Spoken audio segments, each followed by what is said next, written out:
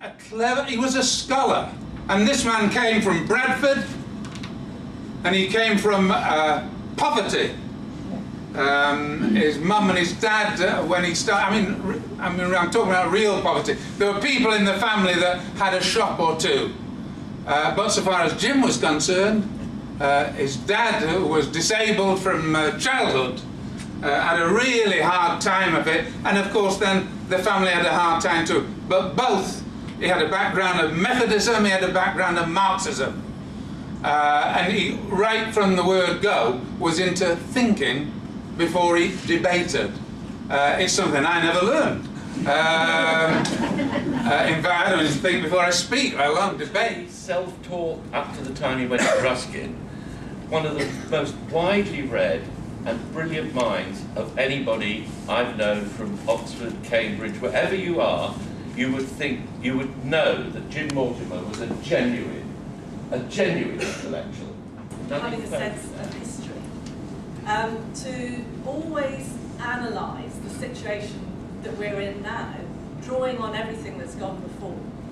And I remember that he often used to remind people that history is not made by presidents, by kings and queens, or even by general secretaries of unions, but are made by what he sometimes referred to as the little people, the ordinary working people, like all of us. And starting with the match workers and their successful disputes and throughout history. And it gave a tremendous sense of empowerment and inspiration and feeling that we can do things and we can change things. And that infected everyone that he worked with. There is power in the factory, there's power in the land, no power in the hand of the worker. But it all has to nothing if together we don't stand. There is power in the union. I wanted to say that there couldn't be a more suitable place to have a memorial meeting with Jim Mortimer than this union head office, because Jim was a member of Unite and there's many constituent parts all his working life. From the time he entered Portsmouth Dockyard as a 16-year-old apprentice, joined the AU, all through his working life he was active. Even when he retired, he was still active, and he was absolutely solidly with the union. And he, as well as that, what was important for him was the broader horizon of the union, not only looking for getting better conditions for its members, but the broader horizon of all the people beyond, trying to get a better life for all our fellow citizens. That was one of the ambitions of the union, and it was certainly an ambition of Jim Mortimer, because he was a socialist and proud of it. And I'm a socialist. Pat has already spoken a bit about Jim's own connections with Unite, which encompass a number of unions now in us, I think from TAS through to MSF, through to ACAS, through to Unite.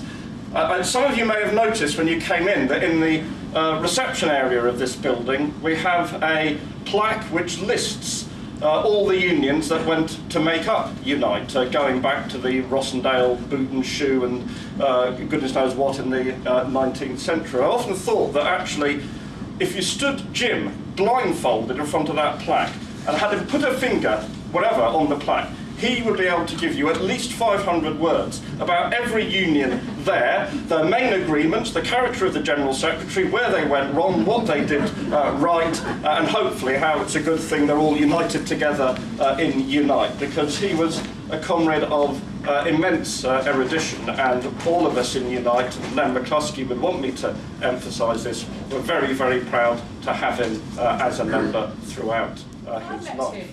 I was still quite nervous about my senior position in the TUC by then, and I needed somebody who could be an absolute font of wisdom and knowledge, but do it in a way that was supportive and discreet. And I have to say that Jim was absolutely invaluable like that. I could talk to him at any time. I would never be made to feel that I was stupid for asking a question, about employment rights, about industrial relations, or whatever it was.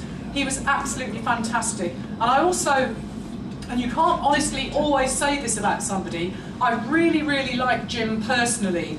He's a lovely man, very, very, very good to work with, warm, friendly, somebody you would just want to be with and enjoy spending time. The lessons of the past were all learned in workers' blood. The mistakes of the bosses we must pay for. From the cities and the farmlands to the trenches full of mud. War has been the boss's way. Jim's commitment to collective bargaining can be seen in his later career when he ceased to be such an active trade unionist, or at least a trade union official. When he took the job with the Prices and Incomes Board, which many on the left were very dubious about, you see in his book that the first thing that he asked Barbara Castle was an assurance that the Prices and Incomes policy would not contradict in any way or damage collective bargaining in Britain.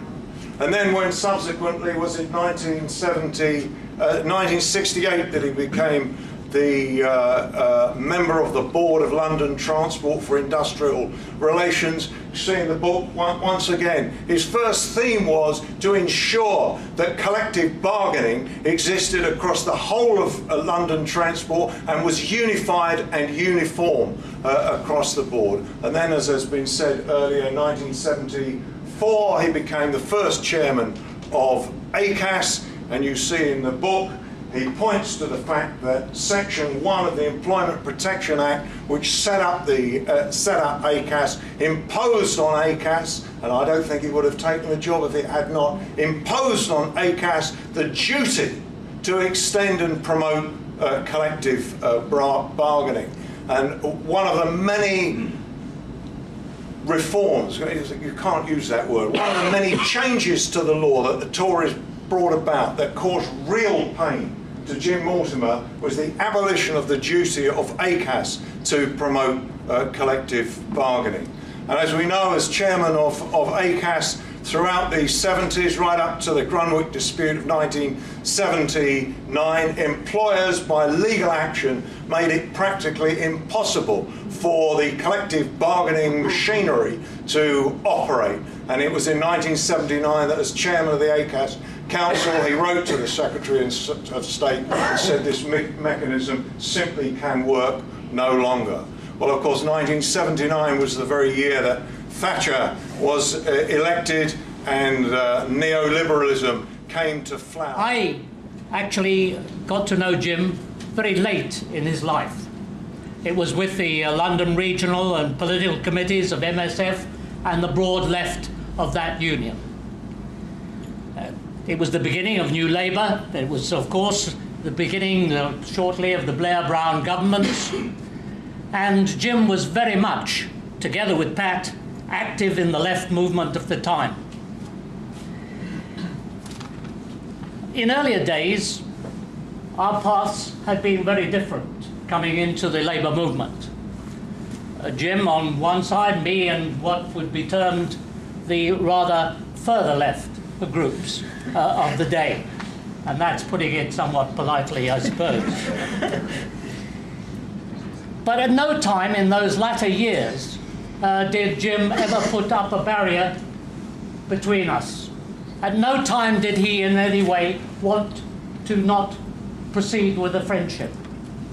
Because for Jim, honesty and approach and a realization that we were in the battle together, that was for him. Union forever, defending or ending our stand with the brigade. All workers unite with our sisters and our brothers in many far-off lands. There is power in the union. I was trying as an NHS worker to organise a department of 40 or 50 speech and language therapists, mostly young women, people with no experience, very little understanding of what trade unionism was about.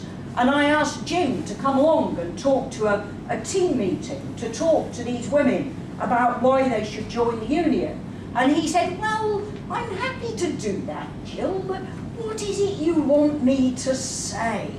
And I said, well, I don't know, Jim, but can you do the vision thing? Can you try and inspire people a bit? And he came along to the meeting, and Jim did precisely that. And he talked about the history of our movement. Sue mentioned Jim's understanding of history, and he gave people a history lesson that they had never heard before. He talked about our history, which is one of having to fight to get everything that we have gained over the centuries. The role of our unions as self-defence organisations for workers, and that bigger picture as well, the role of unions in seeking a better world, the role of unions in seeking social justice. And the speech and language therapists in that meeting were mesmerised. They were hanging on Jim's every word. And then many of them joined the union. And we went on, it took us 6 or 9 months to do it. We went on to build 100% membership in that department. But the turning point was that meeting where Jim gave people a vision. Jim managed to separate the person from the arguments. So he could be totally ruthless and take somebody to bits in terms of their arguments and what they said, while at the same time being very courteous and respectful to the person. And that was a huge lesson. And actually, he turned it to his political advantage. And I saw this from chairing many, many meetings that he would be speaking at. When he took on the right wing, he always started by finding something. I don't know how he did it. He managed to find something to compliment and to praise and to agree with. And it made it all the more devastating when halfway through his contribution he just turned with a ruthlessness and a hard call, which was brilliant and incredible. The union forever, defending or ending our stand. With the brigade, all workers unite, with our sisters and our brothers in many far-off lands. There is power in the union. Now the big thing about Jim and Pat was the work they did in the left. And really, the reason why we're here meeting in Unite is because we made big changes in our union. If we hadn't fought the left in ACAS to get rid of Jackson, who'd already gone with Murdoch and gone and worked out how to get rid of workers at Wapping, which he did and was expelled from the TUC, and we had to work hard. And many in this room on the left will say we had to work bloody hard to get rid of Jackson. We got rid of him, and it got this union on its feet, my union, the ACAS. And we were able to amalgamate with this union, Transport in General. Without it, if we'd still had Jackson, we'd have got nowhere, nor the trade union movement. It was one of the biggest victories in the trade union movement there. And it was Pat and Jim who took part in that. I'd like to thank them very, very much for the work they did. I met him at the garden of a house in Melksham, another giant of our movement, Ken Gill. I was invited along to meet Pat and Jim and others. A young Michael Seaford, for instance. He was there too. And I also saw Jim as being a gentleman, a scholar, and a man who never left us. There have been 1 or 2 people who've said, well, you know, did Jim do the right thing?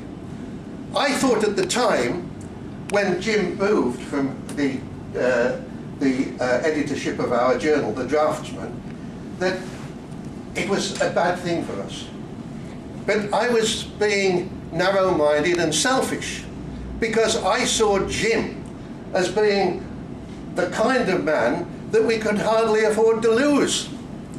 But he never deserted us, because when he went on, he looked after our interests at higher, more difficult tables to negotiate around. I remember when in 1950, that's how long I can remember, he came home on a Saturday one day and said, come on Hugh, we're going to the cinema. Now this was a pretty unusual event for anybody, let alone my father.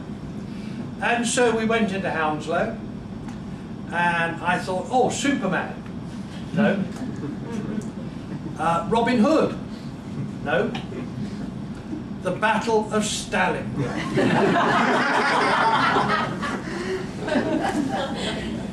Now we went in. Were there any children there? No. Was there anybody else there? Not as I remember. I long for the morning when they realise oppression and injustice can't defeat us. But who'll defend the workers who cannot organise when the bosses send their lackeys out to cheat? He wanted to do English, he wanted to do history, he wanted to do geography, he wanted to do philosophy and politics. But he wasn't pushed in that direction. Nonetheless, he decided to try and get a place at Ruskin College, Oxford, and that's what he did.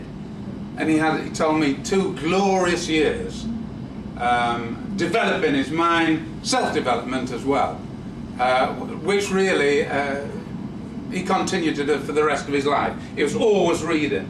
I mean, you didn't mention books, but books were the bane of the family's life, as I understand it.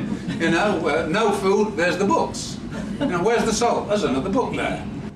Also learned Russian and could read Pravda in order to know what was happening in the world. Now, how many people in this room would learn Russian in order to be able to read Pravda?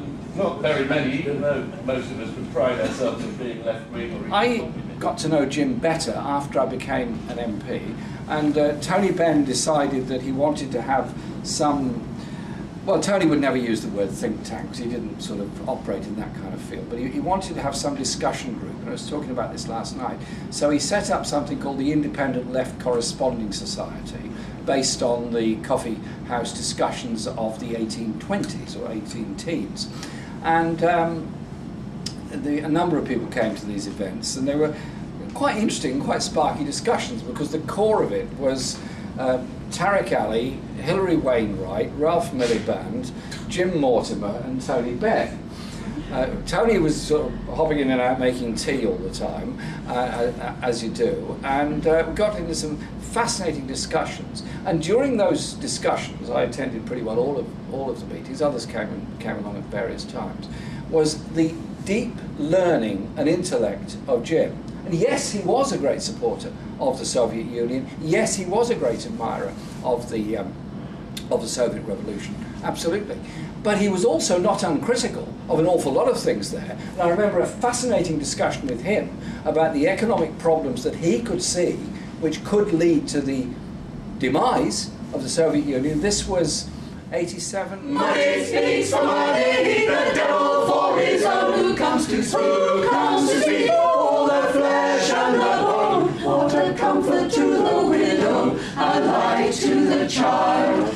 There is power in the youth. Trade union democracy and the involvement of workers in their basic units, in the trade union movement, trying to change society. It was the thing that underpinned his whole life, that workers could run society, that workers could run socialism, and that would be to the benefit of people everywhere, not only in Britain but throughout the world. And that really underpinned everything that Jim did. Was the amazing, fantastic partnership between Jim and Pat, both personally and politically. It was just inspirational, and I think all of us who had the privilege to enjoy that will keep that in our hearts.